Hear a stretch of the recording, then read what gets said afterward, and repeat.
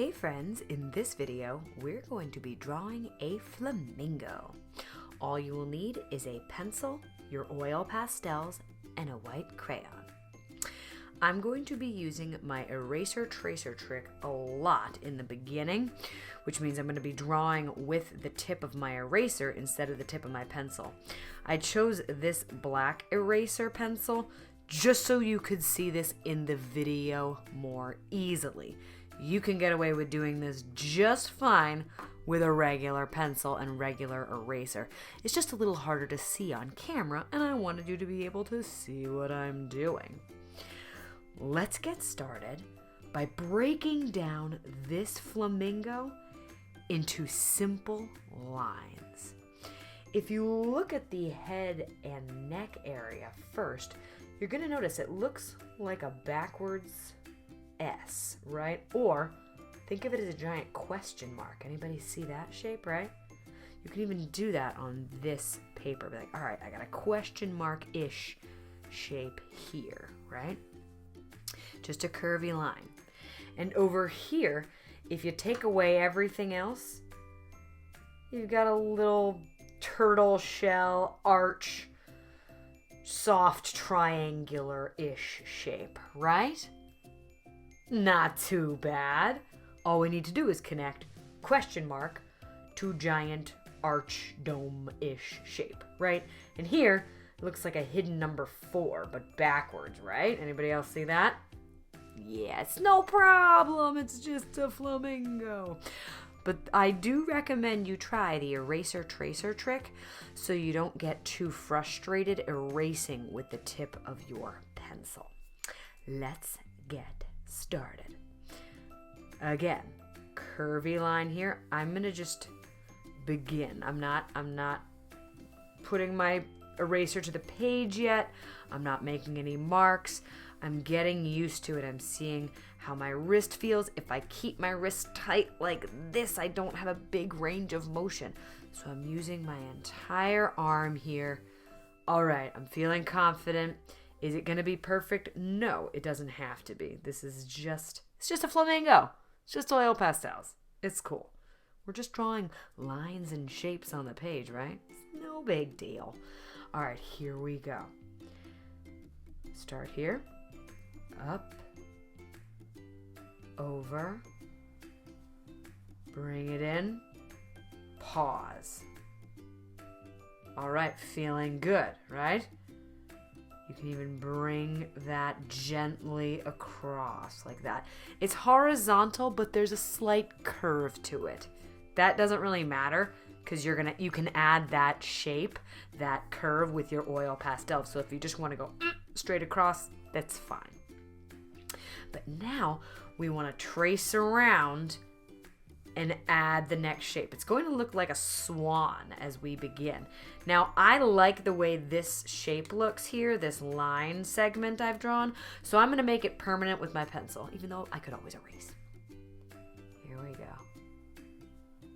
Following my eraser lines, loose grip, gentle trace, and whoosh. I like to let it fall off right here for the little fuzzies of the tail feathers, right? All right, now let's just add a little bit of an oval-ish shape for the head. I'm gonna kind of imagine it like a little snake, okay? There you go. And before we move on, why not add the beak here, okay? I'm gonna make an upside-down V really, really, really, really, really gently. As light as you can make it, right? And then go ahead, curve down one way, meet it with another curve. That's it. And you're gonna blend that in. It's gonna look seamless when you add the pastel, okay? Now let's bring in this head just a little bit. And you can switch back to your eraser tracer trick. You're gonna make the same curve around the neck. Pause here. Scoot back up, see that? And this is gonna be your arch. Fuzzy, fuzzy, fuzzies. Flamingo body! Let's make it permanent.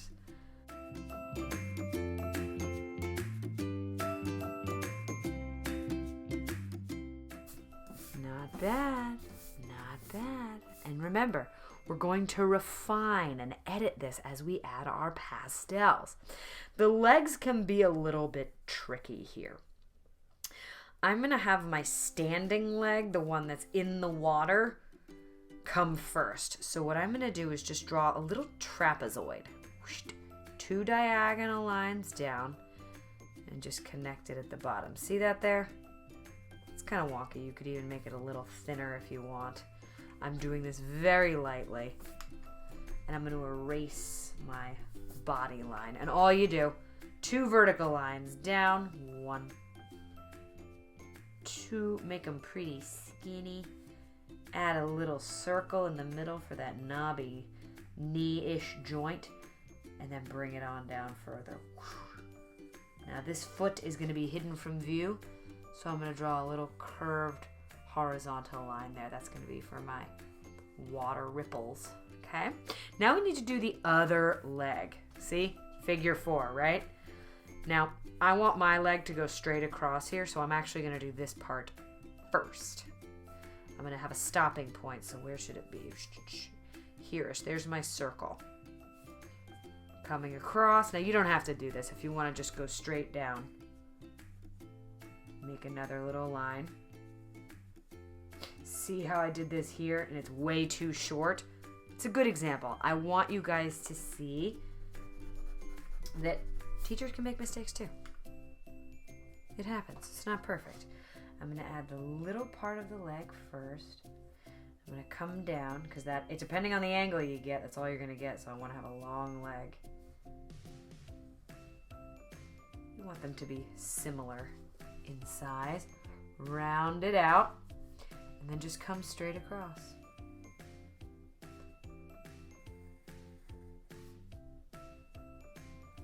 Bring that foot down. Doesn't have to be perfect. It can be longer. It can be shorter. It can just be a gentle line like that.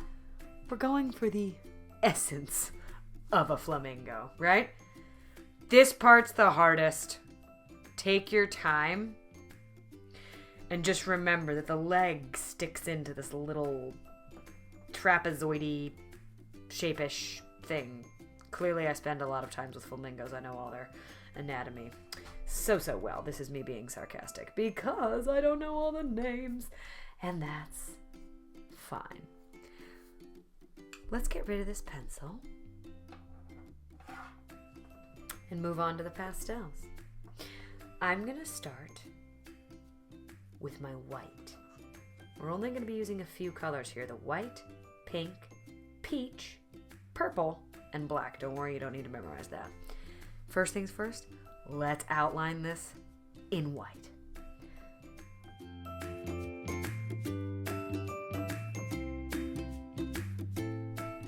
Okay, now that we've outlined it in white, I'm going to scoot this to the side and grab the peach.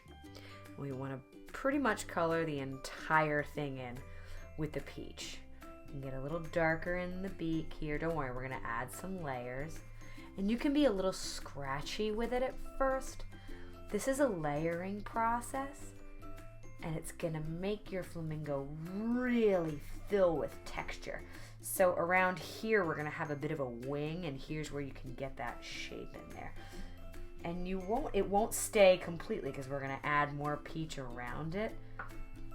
But at least you have a general idea of, all right, my wing is going to be here-ish. Go ahead and add more of the peach. Awesome. Again, we're building this in layers. I'm going to do one little bit down here.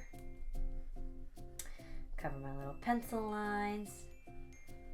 Awesome. Okay. Pink. Here we go. This is where I'm going to get a little more intentional. A little more refined. I've left a space for an eye. You don't have to. I'll just delete it so you can see what it looks like without it. Okay. Gently go over the peach. Real gentle. And a little harder on the spots where there's no color at all. So play with the texture. Lift your pastel often to get that rough sort of feathery texture, and fill it in.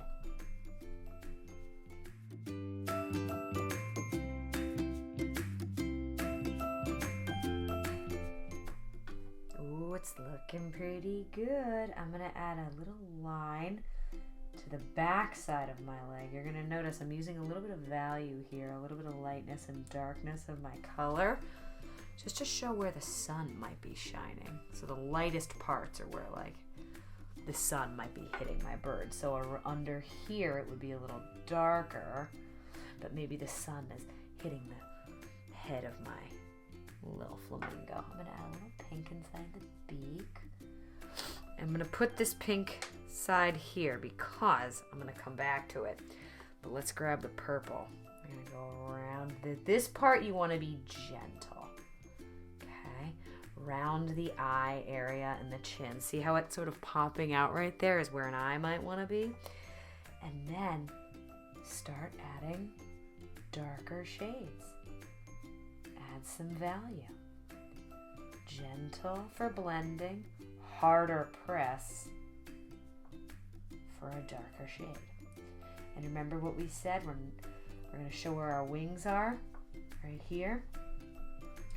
See if you add those little scratchies, it gives the illusion of a wing there. And don't worry, we're not finished yet. We're going to cover up all those little blue spots.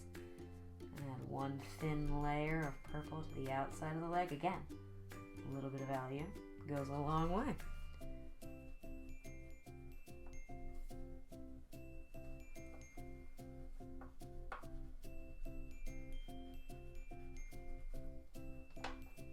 Go back to the pink and grab that peach as well. This part is all you. You decide when you're finished.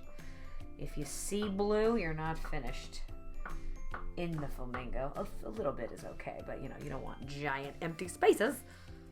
Your flamingo shouldn't be see-through, people. Alrighty, how about, I think we could use a little bit of white in here, just a bit, to really make it pop, poppity pop. Grab the white. Yes, adding the highlights to the edge and blending them so it's nice and smooth. Little highlights to show some feathers. Lovely. Now, if you dare, grab the black. One dot for the eye. That's it. That's all I'm doing. If you want to darken it, get the purple and go around it because you will smudge just a touch. Leave it be. Tip of the beak. Outline. And then imagine a little upside down V. Just fill that in really gently. Careful here. You don't want to accidentally smudge, right? Okay, but we can go back in and refine with our lighter colors to make it blend, right? We'll show some differentiation with color from the beak to the head. How about that? Now, if you really want to add some pop, barely letting this black touch, add a few little pops of color. Whoosh. You can show like the bottom leg here. Maybe it has a tiny, tiny outline. Barely there, but it's there. Barely there. Again, the wings, maybe you want just a little bit of like shadow. This is optional.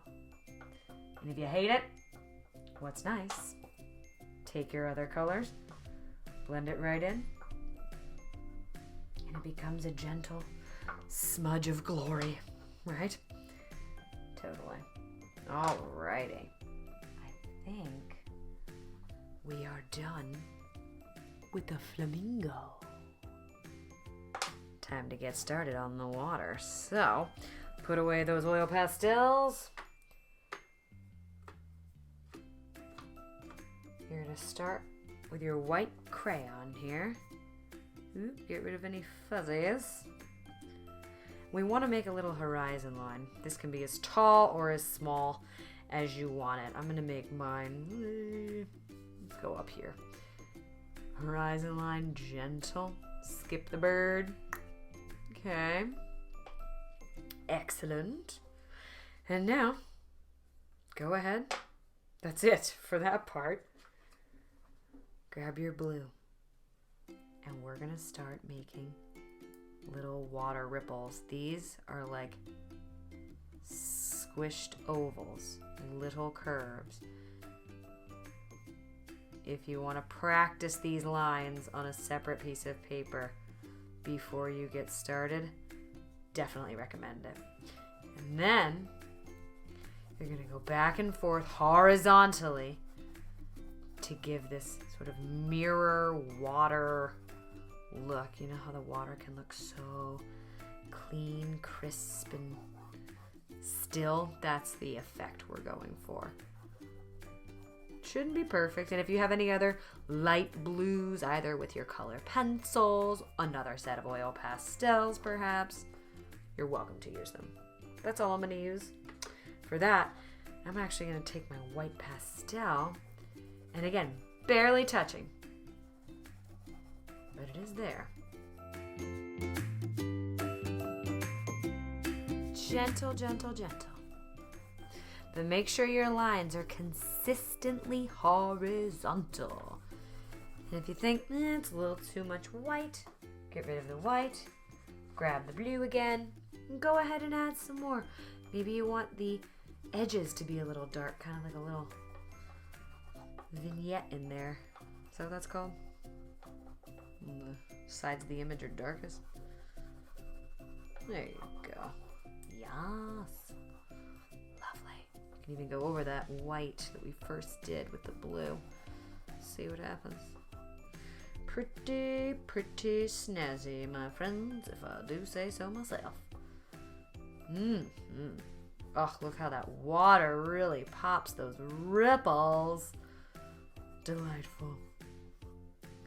And they fade into the rest of the puddle or pool, wherever this flamingo is. The final steps are to add a background to your sky. I like shading the entire thing in with white, and to do that, I'm going to turn my page so I don't smudge my entire flamingo.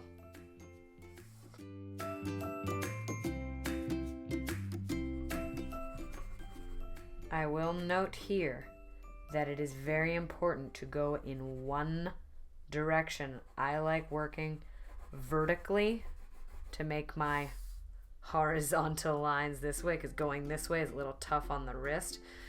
So up and down is just a bit easier for me. And y'all can go just shy of the flamingo, sort of almost touch it, but try not to actually touch it. You don't want to smudge your brilliant work, especially around the beak.